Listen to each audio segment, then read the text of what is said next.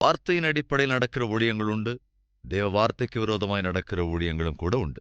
அந்நாளிலே அநேகர் வந்து, கர்த்தாவே, உம்முடைய நாமத்தினால் நாங்கள் பிசாசுகளை துரத்தவில்லையா? உம்முடைய நாமத்தினால் அற்புத அடையாளங்களை செய்யவில்லையா? உம்முடைய நாமத்திலே ஆச்சரிய காரியங்கள் செய்யவில்லையா என்று சொல்லுவார்களாம். அங்க அநேகரா அல்லது கொஞ்சம் பேர் இருக்கா? பார்க்கலாம் வாங்க. மத்தேயு எழுதின சுவிசேஷம் 7வது அதிகாரம் 22வது வசனம். அந்நாளில் அநேகர் என்னை நோக்கி, அந்நாளில் சிலர் என்னை நோக்கி அப்படின்னு இருந்தா கொஞ்சம் நல்லா இருந்திருக்குமோ என்னவோ. எனக்கு அன்பான சகோதர சகோதரிகளே, தேவ வார்த்தைகளை மிகவும் அக்கறையோடு கேட்டுக்கொண்டிருக்கிற கிறிஸ்தவ சமூகமே, கவனிங்க. வார்த்தையை நாம் தியானிக்கும் போதுதான், வார்த்தையின் அடிப்படையில் நாம் வாழும்போதுதான், தேவ வார்த்தையின் அடிப்படையில் ஊழியம் செய்தால்தான் அது நல்லது.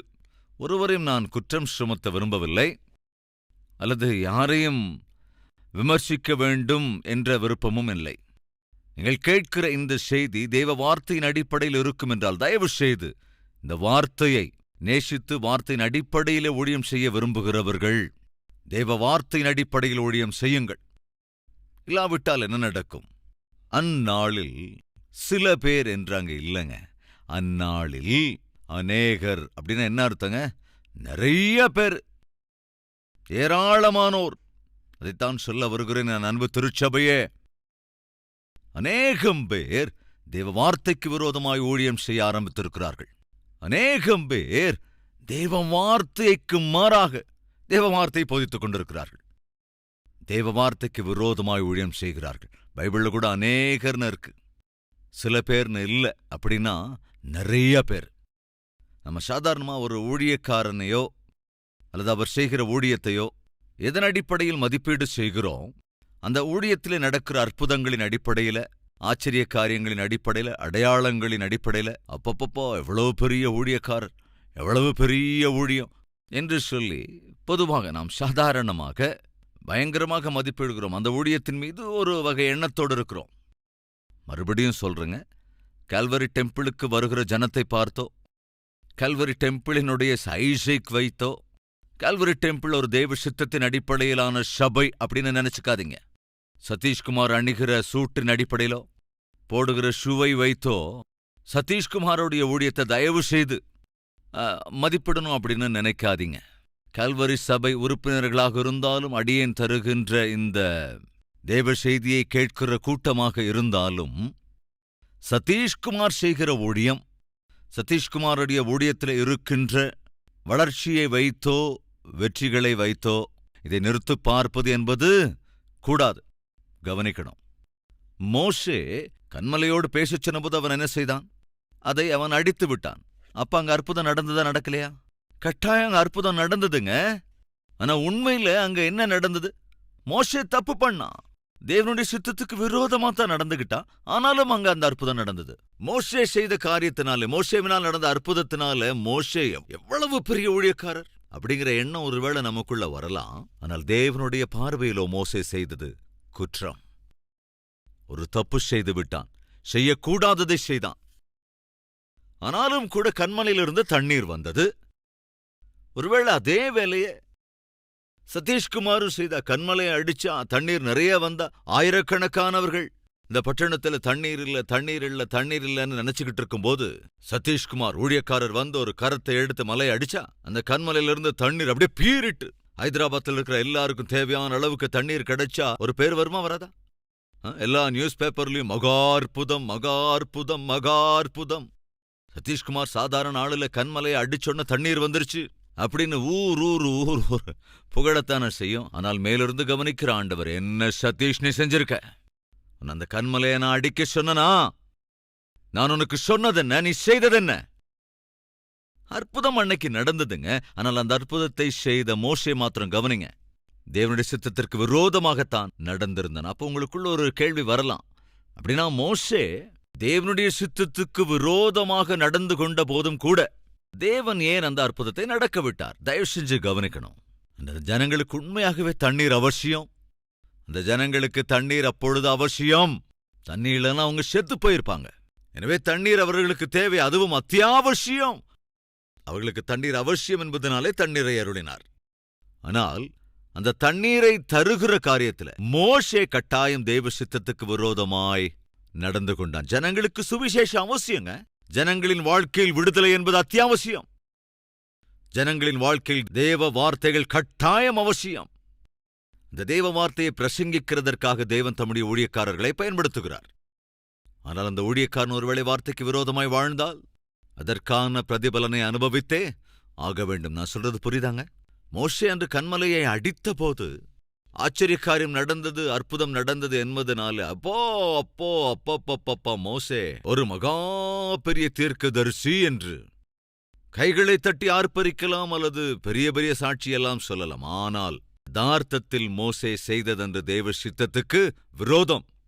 அவர்களுக்கு தேவையான தண்ணீர் கிடைத்தது, கன்மலையிலிருந்து தண்ணீர் வந்தது, அவருடைய தாகமும் தீர்க்கப்பட்டது. ஆனால் வாக்குத்தத்த பூமியை மிஸ் பண்ணது யாருங்க? மோசே மிஸ் பண்ணிட்டான்ல. அதைத்தான் சொல்ல வருகிறேன் என் அன்பு சகோதர சகோதரிகளே. பெரிய ஊழியம் பெரிய ஊழியம் பெரிய ஊழியம், தெய்வ செய்தி, பிரசங்கம் பிரசங்கம் அப்படின்னு அப்படியே பூரிக்கிறத விட்டுட்டு, ஓடோடி போறதை விட்டுட்டு, தேவன் என்னை எதற்காக அழைத்திருக்கிறார், தேவன் எனக்கு கட்டளையிட்ட வேலை என்ன, தேவன் எனக்கு அருளியிருக்கிற ஊழியம் என்ன, ஊழியத்தில் என்னுடைய பங்கு என்ன என்பதை வசனத்தின் அடிப்படையில் அடையாளம் கண்டு ஊழியம் செய்தால் அதுதான் எல்லோருக்கும் நன்மையானது என்பதை ஒரு ஆவிக்குரிய சகோதரனாக இரு கரம் கூப்பி உங்களுக்கு அறிவிக்க கடமைப்பட்டிருக்கிறேன். உங்களை விமர்சிக்க வேண்டுமென்றோ அல்லது தப்பு கண்டுபிடிக்க வேண்டுமென்றோ நான் சொல்லவில்லை. அப்படி சொல்ல வேண்டிய அவசியமும் எனக்கில்லை. அதனால் எனக்கு எந்த பிரயோஜனமும் இல்லை. ஆனால் தேவ வார்த்தை என்ன சொல்லுகிறதோ அந்த வார்த்தையின் அடிப்படையில் ஊழியம் செய்வதற்கு தேவன் நம்மை தெரிந்து கொண்டிருக்கிறார். அப்ப வார்த்தைக்கு விரோதமா கூட ஊழியங்கள் நடக்குதா? கட்டாயம் நடந்துகிட்டு தானே இருக்கு. தேவ வசனத்துக்கு விரோதமா ஊழியம் பண்ணும்போது அங்கேயும் ஆச்சரிய அற்புத காரியங்கள் நடக்குமா? 100% நடக்குங்க. எப்படி? மோசேயினுடைய வாழ்க்கையில நாம பார்க்கிறோம் அல்லவா? 2வது, பார்வோனுக்கு முன்பு மோசே தன் கோலை கீழே போட்டபோது என்ன நடந்தது? அது பாம்பாக சர்ப்பமாக மாறிற்று. அதை பார்த்தபோது பார்வோன் என்ன சொன்னான்? ஓ, இவ்வளவுதானா, என் ஆளுலும் வருவாங்க பாருன்னு தன்னுடைய மந்திரவாதிகளை அழைப்பித்தான். அவர்களும் தங்கள் தடியை கீழே போட்டாங்க. அது பாம்பாச்சா இல்லையா? அவர்கள் கீழே போட்ட அந்த தடிகளும் பாம்பாக மாறத்தானே செய்தது. எஸ், பார்வோனிடமிருந்த மந்திரவாதிகளாலும் கூட அற்புதங்களை செய்ய முடிந்தது. சகோதர சகோதரிகளே, சபையே, நாம் ஒரு ஊழியக்காரனை அல்லது ஒரு சபையை அது சரியான இடமா என்று மதிப்பிடுவது என்பது அங்கே நடக்கின்றதான அவுட்சைடு விந்தைகளை, வினோதங்களை, விசித்திரங்களை வைத்தல்ல.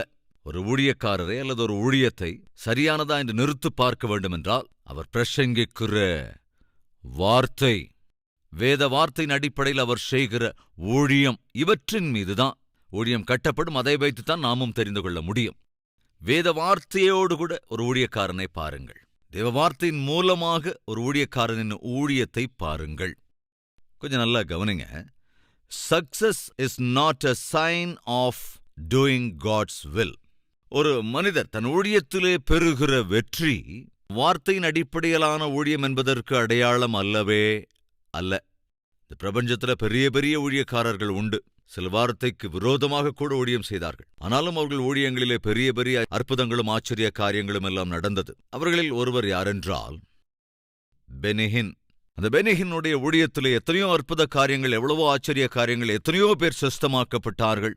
ஆனால் இன்று அதே பெனிஹின் பப்ளிக்காக ஒரு சாட்சி சொன்னார். என்னவென்று தெரியுமா? இன்று வரைக்கும் நான் செய்த ஊழியம் வேதத்தின் அடிப்படையிலானது அல்ல.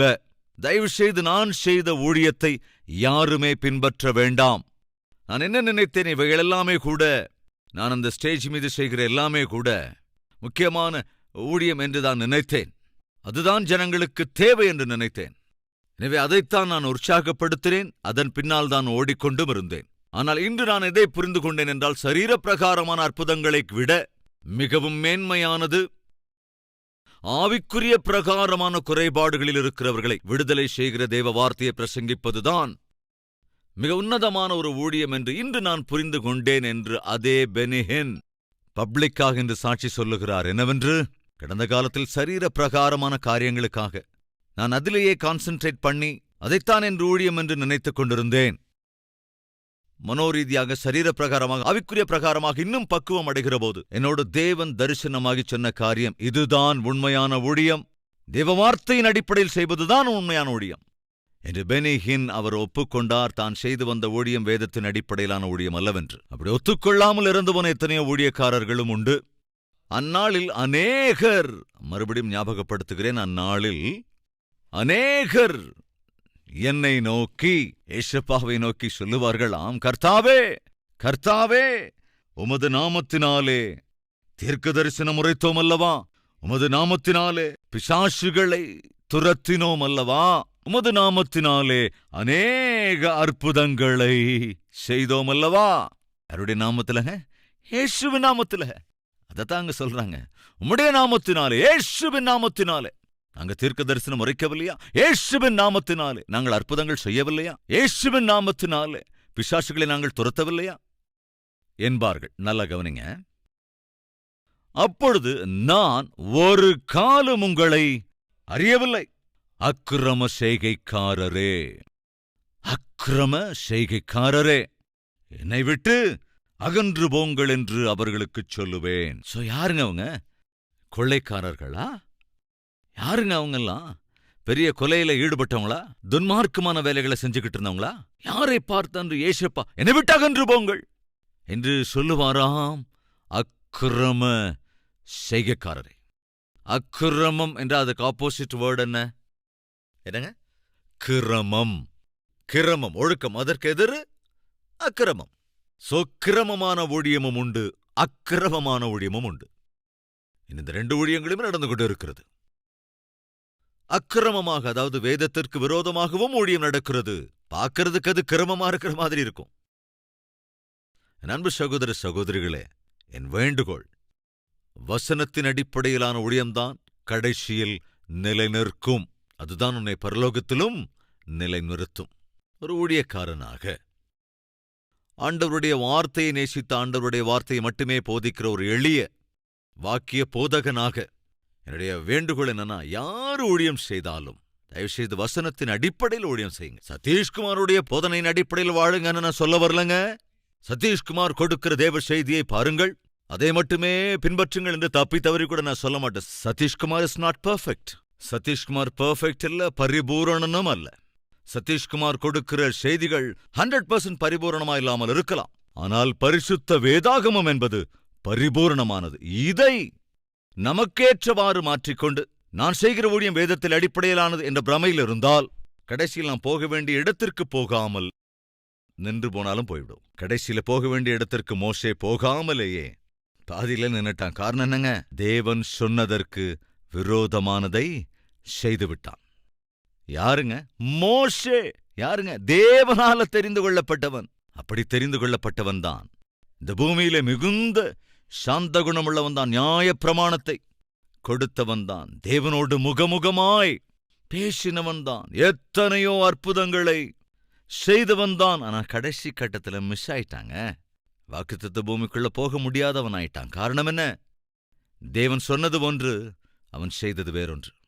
மறுபடியும் சொல்றேன், ஒரு ஊழியக்காரரையோ அல்லது ஒரு சபையையோ அல்லது ஒரு செய்தியையோ, அது அவர்களுடைய ஊழியத்தின் சைஸை வைத்தோ அவருடைய சபைக்கு வருகிற கூட்டத்தை வைத்தோ தயவு செய்து அந்த ஊழியக்காரரை குறித்து ஒரு அபிப்பிராயத்துக்கு வந்துடாதீங்க. அதுல சதீஷ்குமாரும் கூட அடக்கம்தான். சதீஷ்குமாரை பார்க்கும்போது கல்வரி டெம்பிளை பார்த்து எத்தனை பேர் வர்றாங்க, எவ்வளவு பெரிய சபை, எவ்வளவு பெரிய ஊழியக்காரர் என்ற அடிப்படையில் அல்ல சதீஷ்குமாரின் ஊழியத்தை அல்லது சதீஷ்குமாரின் வாழ்க்கையை நீங்கள் எடை போட வேண்டியது.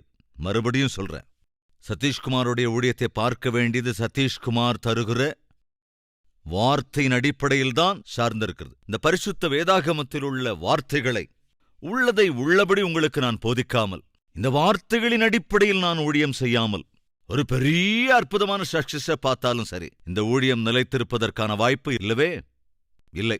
சின்ன ஊழியமா இருக்கலாம், சிறிய சபையா இருக்கலாம். ஆனாலும் தேவ வசனத்தின் அடிப்படையிலே ஊழியம் செய்து தேவ வார்த்தையை பிரசங்கிக்கும் போது இந்த சபை நிலை நிற்கும், அந்த ஊழியம் நிலை நிற்கும். அதைத்தான் ஆண்டவர் நாமத்தில் சொல்ல விரும்புகின்றேன். இந்த உலகத்திலே பெரிய பெரிய ஊழியக்காரர்கள் இருந்தார்கள், பெரிய பெரிய சபைகள் இருந்தன, இன்னைக்கு காணாம போயிடுச்சு.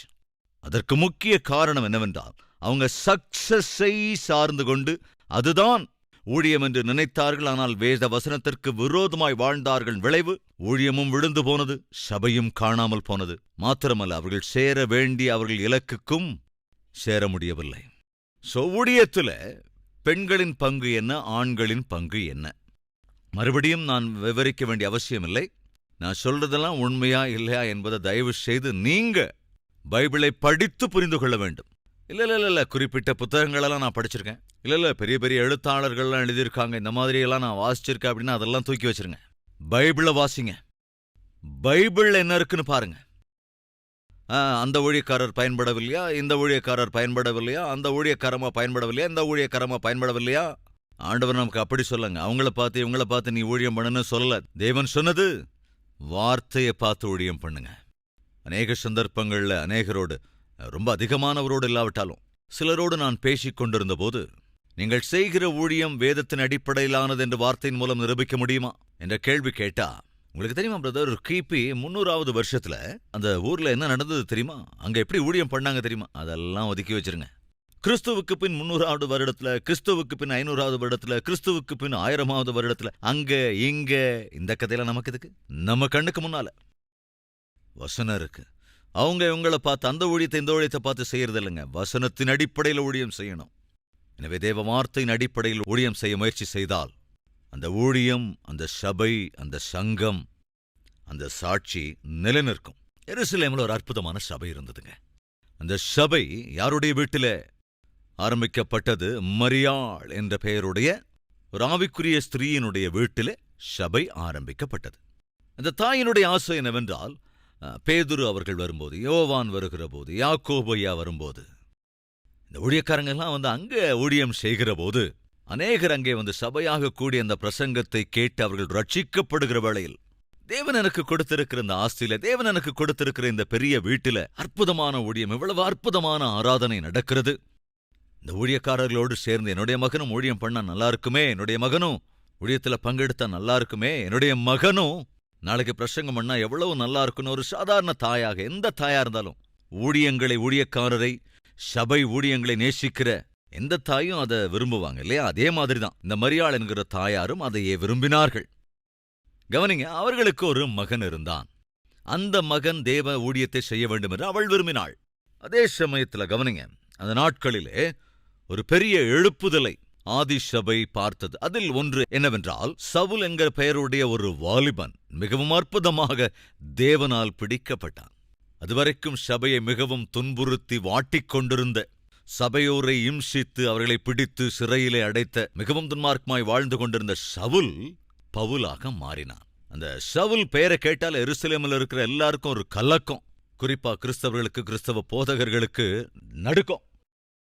அப்படிப்பட்ட சமயத்தில் அந்த சவுல் பவுலாக மாறிய போது, யதார்த்தத்தில் எருசலேமிலே இருந்த சபை மற்றும் சபை மூப்பவர்களாக இருந்த பேதுரு, யோவான், இப்படிப்பட்ட யாருமே கூட சவுலை அங்கீகரிக்கவில்லை, பயந்தாங்க. ஒருவேளை அவன் சபைக்கு சபையோரை பாடுபடித்து சித்திரவதை செய்து அவர்களை கொண்டு போய் சிறையிலும் கூட அடைத்து விடுவான். எனவே இப்பொழுது அவன் பெற்றிருக்கிற இந்த மாற்றம் கூட சிறையில் அடைப்பதற்கான ஒரு வேலையா கூட இருக்கலாம்.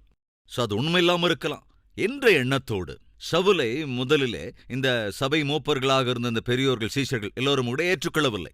அப்படி ஏற்றுக்கொள்ளாத போது பர்னபா என்கின்ற ஒரு நபர், நல்லா கவனிங்க, பவுல் வாழ்க்கையிலே அவன் கண்ட அந்த சாட்சியை, அவன் பிரசங்கிக்கிற செய்தியின் சாராம்சங்களை எல்லாவற்றையும் கவனித்து அடையாளம் கண்டு பவுலை அழைத்து கொண்டு எருசலேமின் சபைக்கு அறிமுகம் செய்து வைத்தது அந்த பர்னபா தான்.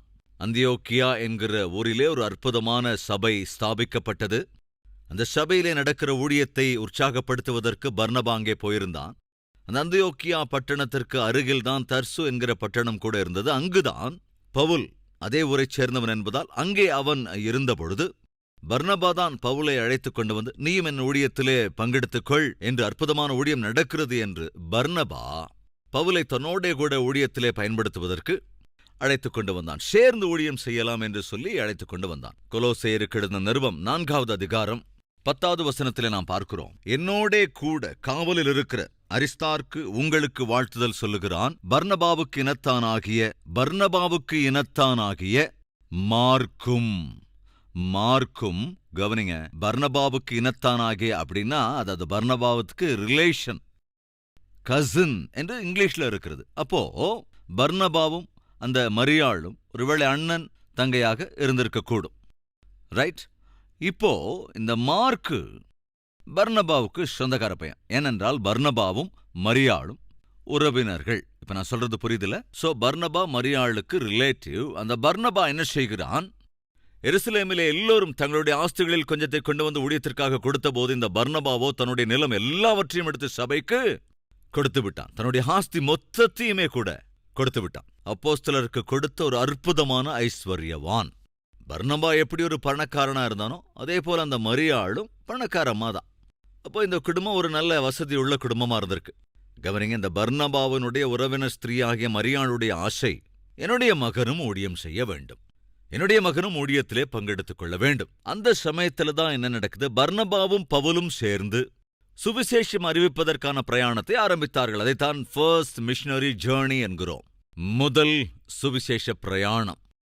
பவுலும் பர்னபாவும் சேர்ந்து ஊழியம் செய்ய பிரயாணம் செய்த முடிவெடுத்த போது நான் என்ன நினைக்கிறேன்னா, இந்த மரியாள் பர்னபா கிட்ட சொல்லியிருப்பாங்க, எப்படியும் ஊழியத்துக்குன்னு கிளம்புறீங்க, போகும்போது என் பையனையும் ஊழியத்துக்கு கூட்டிட்டு போகலாமே, அவனும் ஊழியத்துல பங்கெடுத்துக்கணும், அவனும் ஒரு நல்ல ஊழியக்காரனா வரணும்னு ஆசைப்படுறேயா, என் மகனையும் தயவு செஞ்சு கூட கூட்டிட்டு போங்களே என்று சொல்லி கண்டிப்பாக அந்த ஊழியத்திற்காக மகன் பயன்பட வேண்டும் என்ற நோக்கத்தில் தன்னுடைய மகனையும் அனுப்பி வைக்க முடிவெடுத்திருக்கலாம். ஆனா உண்மையிலே மார்க்கு ரட்சிக்கப்பட்டிருந்தானா? ஆக்சுவலா மார்க்குவுக்கு ஊழியம் செய்ய வேண்டும் என்கிற ஆவல் இருந்ததா? ஆக்சுவலாக மார்க்கு உண்மையான ஊழிய நோக்கத்தோடு ஊழியத்தில் பங்கெடுத்தானா என்று கேள்வி கேட்டால் அது கேள்விதான்.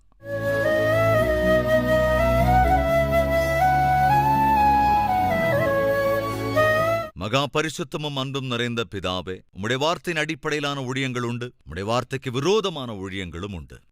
வார்த்தைக்கு விரோதமாக ஊழியங்கள் நடந்தாலும் சில சந்தர்ப்பங்களிலே அந்த இடங்களிலும் ஆச்சரிய காரியங்களும் அற்புதங்களும் நடக்கத்தான் செய்கிறது. ஆனால் நீர் விரும்புவது அப்படிப்பட்ட ஊழியம் அல்ல. உம்முடைய வார்த்தையின் அடிப்படையிலான ஊழியம், ஒழுக்கமுள்ள ஊழியங்கள். ஆண்டவரே, அப்பா, கைகளை ஏறெடுத்து கேட்கிறோம். இந்த கல்வாரி ஊழியம் உம்முடைய வார்த்தையின் அடிப்படையிலான ஊழியமாய், உம்முடைய வார்த்தையின் அஸ்திவாரமாக கொண்ட ஊழியமாய் இருக்க வேண்டும். இந்த எளிய ஊழியக்காரனை முழுமையாய் உம்முடைய சித்தத்திற்குள் எடுத்துக்கொள்ளுங்கப்பா. செய்கிற ஊழியமாக இருந்தாலும், கொடுக்கிற தேவ செய்தியாக இருந்தாலும், எந்த இடத்திலும் எள்ளளவும் வார்த்தைக்கு விரோதமாக இருப்பதற்கு வாய்ப்பில்லை அப்பா. முழுமையாக இந்த ஊழியம் ஆண்டவரே கன்மலையின் மீது கட்டப்பட வேண்டும், உம்முடைய வார்த்தையின் மீது கட்டப்பட வேண்டும். உம்முடைய சித்தத்தின்படி செய்கிறவன் நித்தமும் நிலைத்திருப்பான் என்று சொல்லுகிறீரே, அப்படி உம்முடைய சித்தத்தின் அடிப்படையிலான ஊழியம் செய்கிற கிருபையை அடியேனுக்கும் என்னோடு கூட ஊழியத்தில் பங்கெடுக்கிறவர்களுக்கும் அருள வேண்டும் என்று ஜெபிக்கிறேன். உம்முடைய வார்த்தை ஆண்டவரே கேட்டு விசுவாசித்து அதற்கு கீழ்ப்படிந்து தங்கள் வாழ்க்கையை, ஊழிய வாழ்க்கையை சரி செய்து கொண்டு உம்முடைய வார்த்தையின் அடிப்படையிலான ஊழியம் செய்து வளர்கிற கிருபையை ஒவ்வொருவருக்கும் அருளிச் செய்து உம்முடைய நாமத்தை மகிமைப்படுத்த வேண்டும் என்று, உம்முடைய சித்தத்தின் அடிப்படையில் எங்கள் வாழ்க்கை இருக்க கிருபை அருள வேண்டும் என்று இயேசு கிறிஸ்துவின் நாமத்தில் வேண்டிக் கொள்கிறோம் பிதாவே, ஆமென்.